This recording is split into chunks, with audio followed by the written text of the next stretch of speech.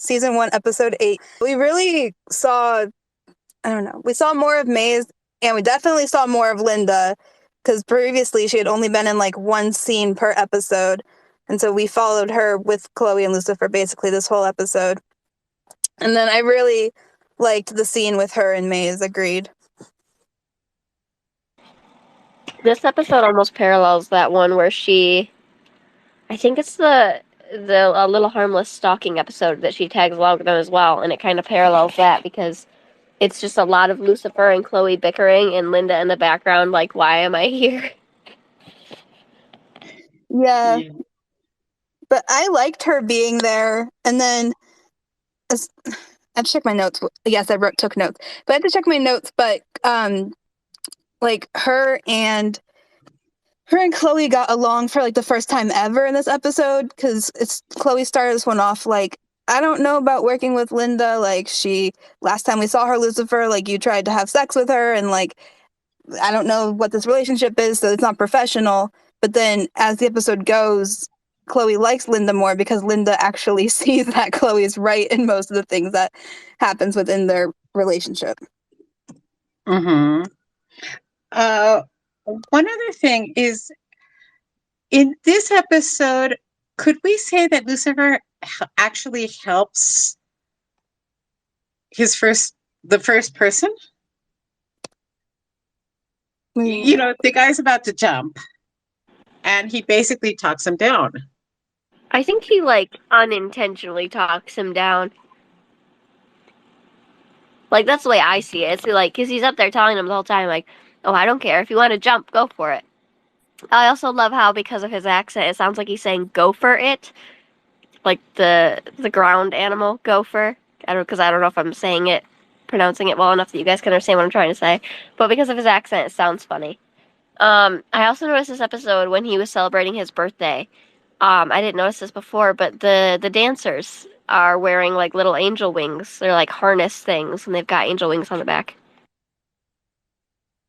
I know, I noticed that. I love everything about the birthday party, but like, it's another great opening scene. I love the dancers, and like, I was paying attention to the dancers too. Like, they were actually good dancers, and I liked their like outfits and stuff, and then I liked the song that was playing.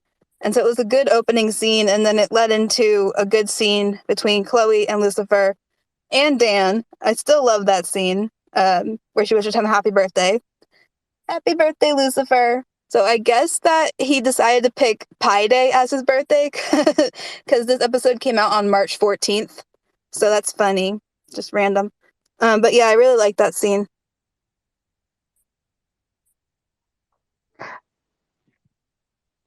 Do you also notice, I'm checking my notes too, how in the first season, Lucifer is just so cocky and he sort of starts mellowing out little by little?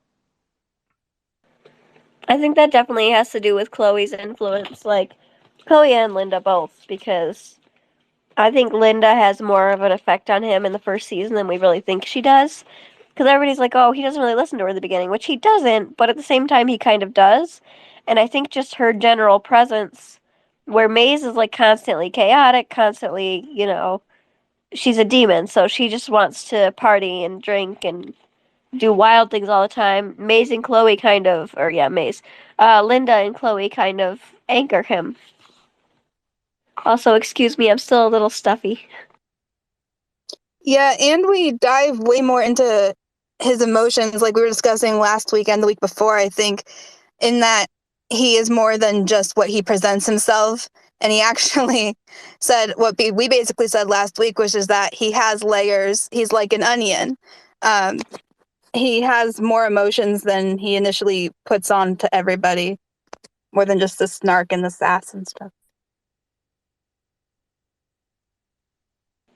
Did anyone notice too, with this episode, like Maze and Linda meeting? I assumed when they met, like when I first started the show, when I assumed when they had met, it would kind of be more of like a rivalry almost between the two, because there obviously is between Chloe and Maze, more on Maze's end, of course, because Maze is jealous of Chloe.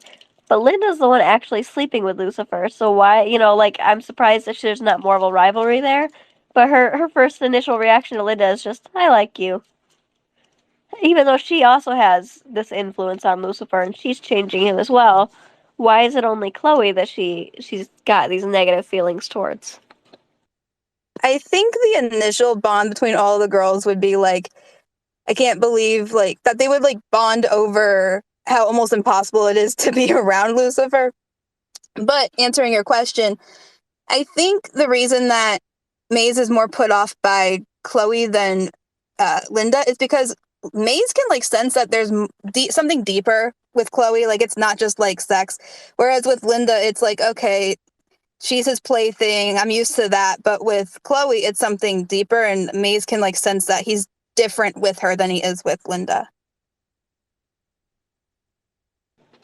I also really liked too. This is like a total subject jump, but I really liked the scenes between Malcolm and Dan this episode. Like I don't really care for either of them, as I've mentioned a million times, but like I like that we get to really see more of Dan as like not so much the front he puts on, but the fact that he really is a dirty cop and that he's doing things. And then in this episode you really start to see that bite him in the ass, and I think he's realizing that he's like, oh, I messed up, and now my kid and my ex-wife are possibly going to pay the consequences for it, which they almost do later in the episode, and it's literally all because of Dan.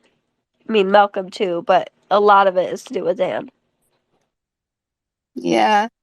I really like the line from Malcolm. No, it wasn't from Malcolm. It was from the other guy. But he says about Malcolm, heaven didn't want him and hell couldn't keep him. And then Malcolm says, you have no idea. Because once you've seen all of that storyline, you realize like that he really was pulled back from hell and why. But yes, with Dan, okay. I was not a fan of Dan this episode, much like Lucifer. I will read you what I literally wrote in my notes in that ending scene between Chloe and Dan that I'm still not a fan of. I wrote, I understand this scene, but it doesn't make me like it any better. It might be one of the worst of the whole series. Like, it was making me very ill watching them kiss. Thank God we only saw them kiss like one time in the whole series, and they didn't like start something new. Like they tried to, but it didn't go off the ground. It like led to their divorce once she finds out that all the truth. But like, I don't like any romance between her and Dan once we see her with Lucifer. I'm like, no, thank you. I mean, once you go past, um, who's the other guy? Once you go past Pierce and then the Yes. other guy that she dated when she was younger, it's like, okay, Dan is second best. But like, I also don't need to see her and Dan making out. That was really, really gross. You Oh mean well. Jed? Jed, Yes, that guy. Charnel. Oh well. Sorry, gotta go. Student just got in Bye. line. Okay, Bye. see you next week. Bye. Enjoy your teaching. Thanks. Bye. Bye.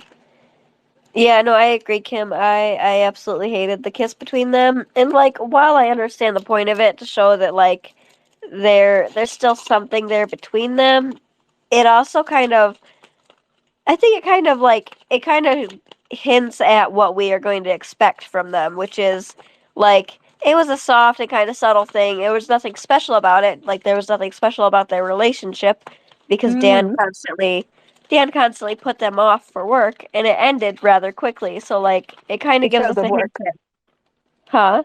I said because of work. Yeah, he put them off because of work. Did I say something different? No, I think that's what you were saying is that he put off his family because of work, and then the kiss ends and he leaves because of work. So like Yeah. he's still being pulled away to work. Yeah, nothing changes with him, and that I think the kiss in a way kind of shows that like in multiple ways. So I liked that scene for that, but as far as seeing the PDA between them, no thanks. Like I want to get more into Lucifer's jealousy because that was really kind of the whole episode. I mean, it was the whole case too. But I noticed later that it starts with him being jealous over like nothing because they are split. And then it ends with him having been rightfully jealous because they literally kissed. And like, I don't know, maybe it wasn't rightful because Chloe isn't his, but like he still saw something between her and Dan and he was like, yeah, I don't like that. I don't know why, but I just randomly remembered that Eve exists, and we have to deal with that whole thing at some point. It's gonna Um, be fun. it's gonna be fun. I like how much it's gonna give us to talk about. I don't I don't know. Like I've told you before, the will they won't they gets exhausting after a while. Um, but It's gonna be fun. yeah, It'll be okay. I I like that we see more of like the actual case because the last episode it showed a lot of like the build up and like them trying to work it out, and then this episode we really see kind of the meat of the case and like what actually is happening behind the scenes that Chloe doesn't know about yet. Yeah, I figured out this case faster than I had previously watched it, and also really quickly. I thought that was funny, and I literally wrote down that Lucifer did a good job solving the case. He figured it out before Chloe too. Yeah, Lucifer, I think there's a few times that he does that. He kind of works things out before she does. I liked Malcolm's line. Not that I like that he was insulting Chloe because she's more than a decent cop, but I like that he's like, "You're a decent cop, but you're really bad at lying." And I'm like, "But she's not. Like she's a good cop, but she's not bad at lying." I sound Yeah. so credible. I'm sure I sound even worse on this thing. I'm just so stuffed up still. But No, you're okay. But uh, yeah, the lying thing, which we can talk about more later. I totally agree. She is a good liar. She's a very good liar.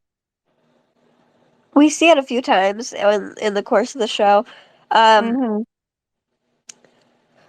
There's something I wanted to mention, and now I don't remember what it is. I don't know. I keep bringing this up, but I really like the scene, like kind of towards the end where Dan goes to meet Malcolm, and Aspen just threw something down the stairs. I think she's trying to get my attention.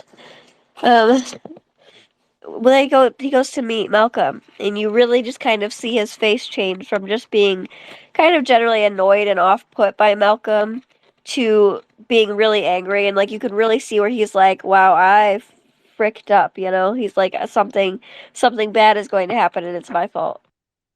Yeah, because Malcolm just like threatened Dan's family over knowing the truth about him, and who knows? I mean, watching it now, it's like who knows what could happen if this truth about Dan being a dirty cop comes out, and how is it going to ruin his world? And he's realizing like, oh no, like I'm in trouble. I don't remember, but does Dan ever figure out?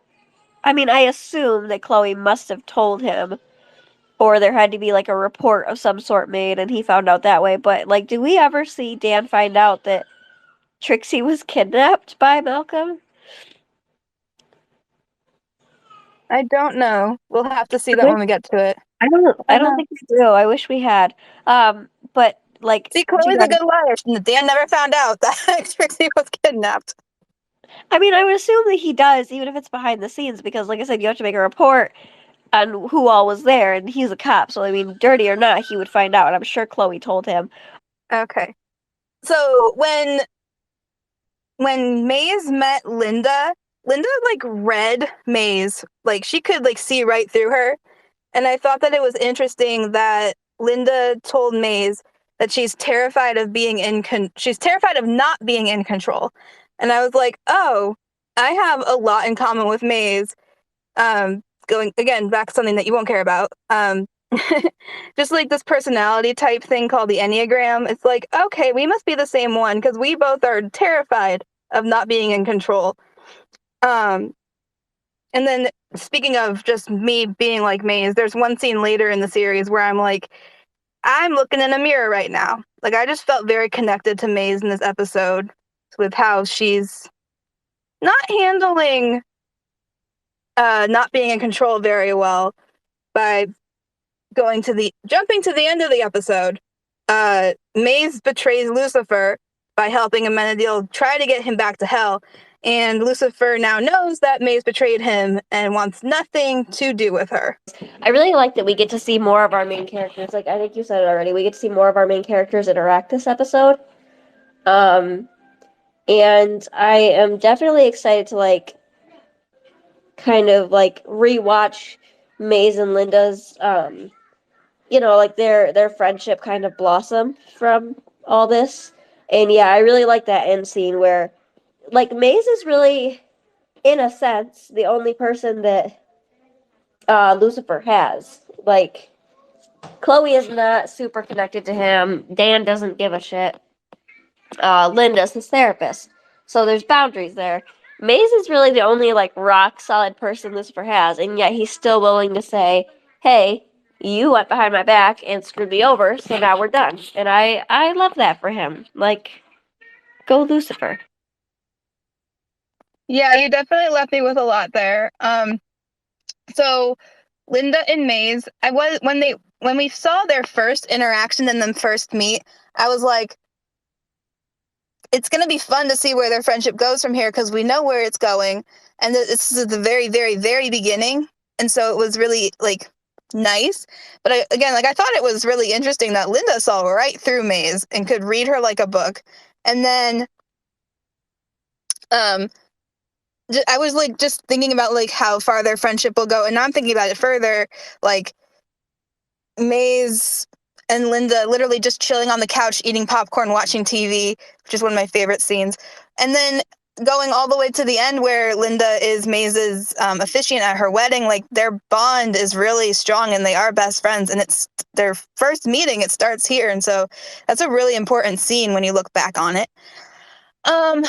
Lucifer and Maze, I agree. He's very strong. Like he doesn't, and I don't mean just physically, I mean emotionally too. Like he doesn't care. Like you screwed me over and I might be alone now and I might have no one to talk to and I might really have no friends, but like I don't care. You hurt me and you're going to have to pay the consequences. And I think he knows that the consequences are actually worse for Maze because I think as far as he thinks, as far as she thinks, he is the only way that she could get back to hell, which is what she wants. So she's going to have to come crawling back on her hands and knees somehow. And then you said one more thing about Lucifer and Linda. I don't remember what it was now. I want to jump back to what you said about Lucifer being strong. Like, yeah, it's definitely a bigger issue for Maze, and I think you definitely see that in her face when he says, we're done, because what she thinks she's doing is pushing everyone away from him, and he'll realize, oh, these people don't actually care about me. Well, yeah, we'll just go back to hell. We'll leave. But in reality, all she's doing is proving to him that she doesn't care about his feelings or what he wants. And when she realizes that he's just gonna walk away from her instead of everyone else like she intended, it really does screw her over more because now she can't get back to hell and she's stuck where she doesn't want to be. Whereas if, like, which she kind of realizes later on, and she's like, if she had just gone about it differently and tried to be a good person towards, at least towards Lucifer, he probably would have been more willing to take her down there if he had his wings, or when they reappeared, he probably would have been more willing to take her back and then just left her there on her own. Yeah. Yeah, he hurt her. I mean, no, she hurt him, and now she has to pay the consequences. Maze hurt Lucifer, and Lucifer could care less. Like, okay, bye, Maze. Like, I'm done with you because she wants to get back to hell, but he doesn't care. Like, he's like, I'm happy here. Like, I told you before, I'm not going back to hell. Like, I like it here. I like the people I've met here. I like the work that I'm doing here. Like, I could be stuck here and I would not care. You care, Maze, and you care so much that you hurt your chance of getting back there. So, goodbye. He could not care less if it hurts her. Cutting her off. I think we see a lot of, like, I don't know, like, there's a lot of parallels in this episode between, like, the husband dying, and then that there's a lot of triangles in this episode. And I don't know if you noticed that, but like Maze, Chloe, and Lucifer, and then like the wife and the husband that got murdered, and then the guy that was in love with her. And obviously that parallel between him and Lucifer was intentional, but there's a lot of like triangles in this and then parallels between them, obviously intentionally, but I really like how even with secondary characters like Maze and Tissue Guy, um, we see like parallels between them as well. Yeah, you're right. And I love when the show does that, when they parallel the relationships that we care about with the case of the week. I That's one of my favorite things that the show does. I absolutely love parallels so much, and like I can't wait till we. I both can and cannot wait to get to season 6 for the parallels and the great excruciating amount of pain they are going to cause me. We may We just may cry just for like cry an for like hour an each hour week each then. week then. Honestly, that's probably all I'm gonna do. You're gonna be like, what did you think of this episode? I'm like, I hated it. I know. I know.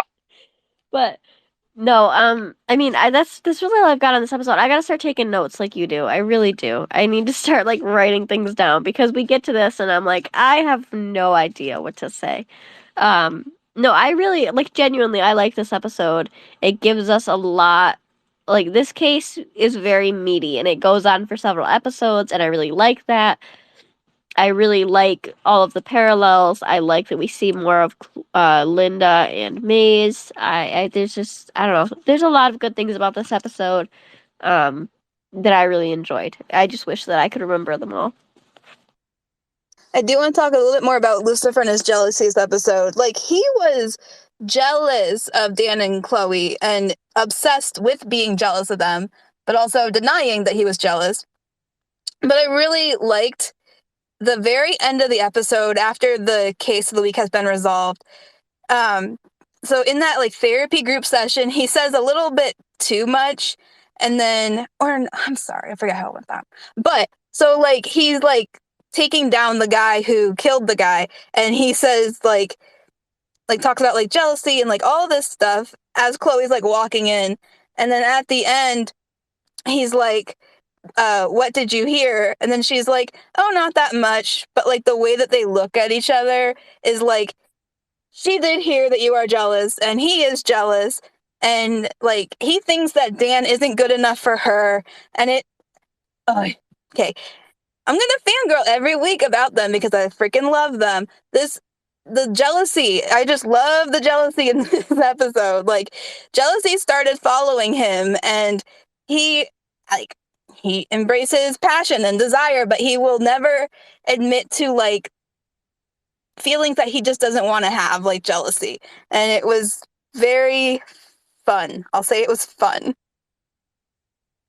This episode and the last like probably 2 episodes, we see a lot of those Decker Star moments that really start to shape them as partners and as friends, and it's just I love it. You're right, the way they look at each other this episode, the jealousy, especially when Dan and Chloe are hugging, you can really see it change in Lucifer's face as well. He's like, I think he kind of realizes in that moment that there are some connections between him and I don't know if it was Tissue Guy or the dead husband, but like the jealousy there, and he's like, oh, okay, well, maybe I am similar to this person, even though initially I thought I wasn't. And I think he really just is still at a point where he doesn't understand why Chloe affects him the way that she does. Mm-hmm.